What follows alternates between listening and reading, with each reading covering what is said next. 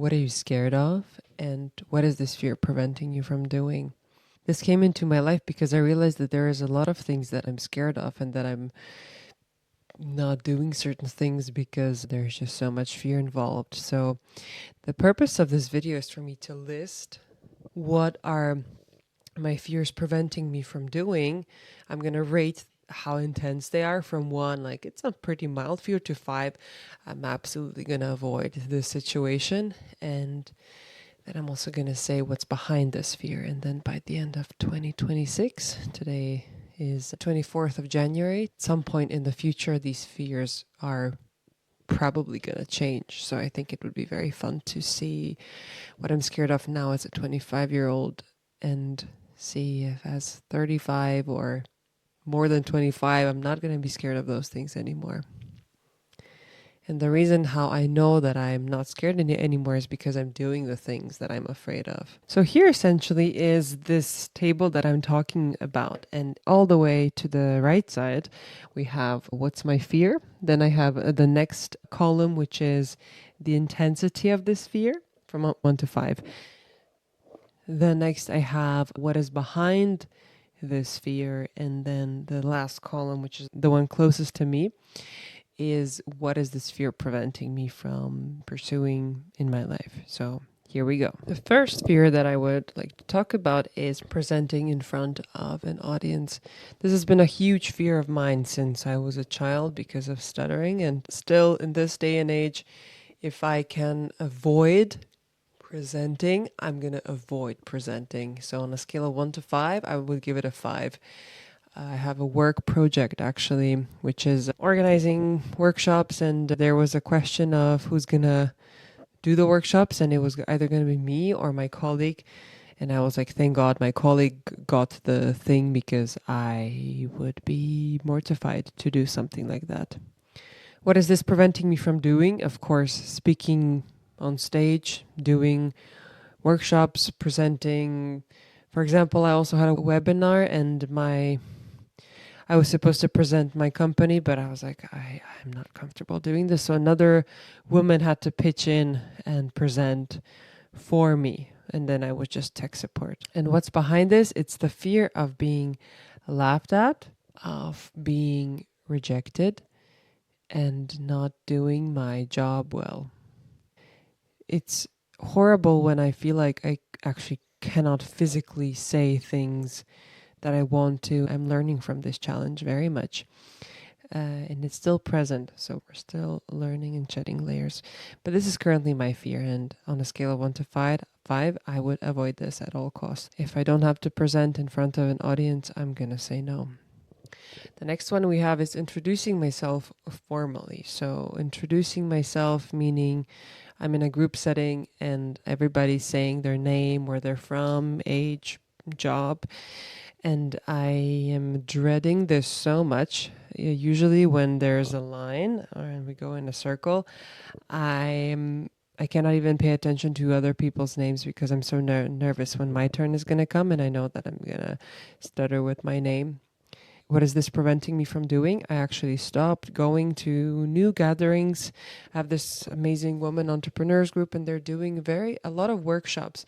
But the thing is that each workshop starts with everybody introducing themselves, no matter how little or much people are there. And I did 2 or 3 of them, and the second one I didn't know that we were gonna again introduce each other, even though I knew some of the women. And I was like, oh, it ended up being great, but I didn't expect the introductions to happen, and it was very uncomfortable for me. So, again, behind this is, again, fear of being rejected, laughed at, pitied, and just looked at with people not understanding what's happening and thinking that I'm not normal. So, this is a 5. I stopped going to things that have group introductions. The third one is asking for more money openly. I'm not sure if I want to change this necessarily.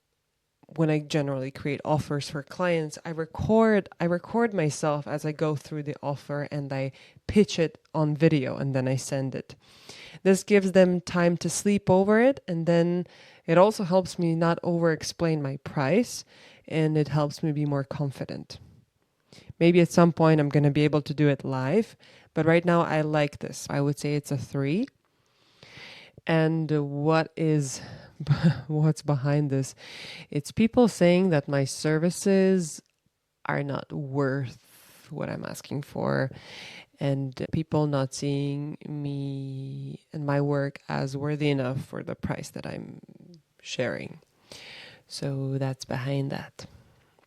The fourth one is making a toast, or also a version of public speech. So, group setting, you have to get up, make a toast. And actually, tomorrow I have my graduation celebration, and I know that my dad is going to do a toast. I'm not sure if I'll be saying or expected to say something, but the reason why I wasn't excited about this gathering is because I'm afraid that I'm going to have to say something. And then it's going to be 30 people, and everybody's gathered to celebrate me, and I am actually feeling nervous about that. What's behind this is family members pitying me, and it's preventing me from making a toast when it's necessary and when it's nice to make a toast. The fifth thing is going to unfamiliar activities alone. And how does this look like? If there's something that I'm interested in, well, also because of group introductions potentially, but also because it's something new, I potentially wouldn't go. So this results in me not really trying out new things. And behind this, it's multiple things. It's being by myself, not knowing if I will like the thing. Also, if my partner's here visiting, and it's not nice if I go outside and I do something else while he's here, and it's valuable time that he's here. I cannot go and just do something unfamiliar and try out things because he's here, and this time is valuable. So this results me in, and I bet that he's over there, by the way. I bet that he would say, "You are so silly, like just I'm happy when you're happy." So, but this currently is resulting me in not really going anywhere. So on a scale of how intense this fear is, going to unfamiliar activities alone, it would be a 4. The next one we have is traveling alone. And what's behind this fear of traveling alone? It's being alone, not having somebody to lean on, not knowing if I'm capable of something like that, and also, will I be lonely in my traveling alone time? Will I be lonely? And this is preventing me from planning trips, even if people don't want to go somewhere and I want to go somewhere, I'm not going to plan something. I'm just not going to do it, at least right now. So it's similar to the previous one. Like, if people aren't going with me somewhere, I'm not going to go. So this is the current status. Next one. So we have 3 more to go. It's being by myself for an extended period of time. And behind this, it's the fear of being lonely, bored, wasting my day, and feeling a sense of purposeless. And it's preventing me from more actively spending time by myself. I feel like when my partner's here, I'm not really sure how to do that properly. And generally, I don't know the difference, like when you're alone. I actually dread being by myself in a room without anything. I feel like I always need to have an activity. I'm a very creative person, and creativity is where my energy wants to go. And I sometimes feel like I don't know how to be alone and at peace because I always want to create something. So I'm not sure if I'm doing this properly. Well, I'm not doing it at all, but if I would be doing it properly. But then what is even properly, and who is this? Even if it's not proper, why does it matter? If I'm spending time alone and having a great time, why would this not be proper? It's a worthy thing to consider. So, being by myself, I would say that I would give it a number 3. The next one is my partner not seeing me as worthy of him. And behind this, it's the fear that I'm not good enough. And it's preventing me from taking up more space in solo time. So can you see how all of this is connected? The bigness of the sphere is a 4. But I feel like the past couple of days, it's so interesting. The narrative was, how can I feel like the main character of my life, and how can I value myself more? And I feel like also with me recording this right now, it's such a lovely way to showcase that I value my time, my thoughts, this craft. So I think I'm getting somewhere. It's making sure that things that are important to me, that I actually do them and honor myself there. But yeah, my partner's great, so he's helping me out greatly.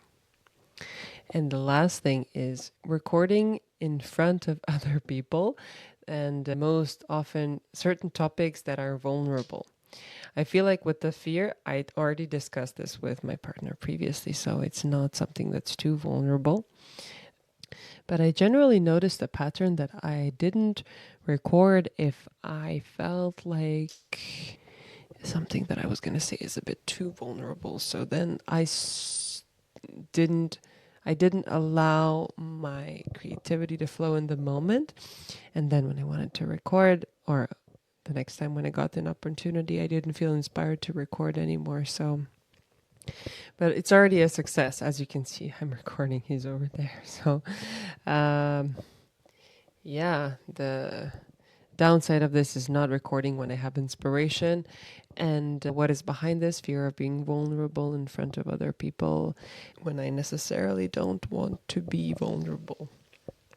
Which is a valid thing to say, but it's sometimes challenging if I'm inspired to record something. So these are my fears. I think it's going to be so fun for me to look at this in a couple of years, because already now I'm doing so many things that I was previously afraid of.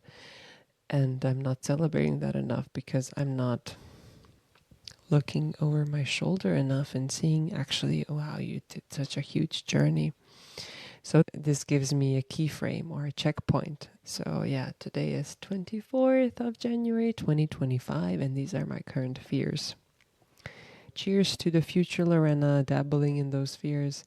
Cheers to you for sticking around. I encourage you to do something like this, because it's going to be very fun to track how your comfort zone expands and how you become bigger and bigger and are less afraid of certain things. So, yes, thank you so much for watching, and I'll see you in the next one. Bye bye.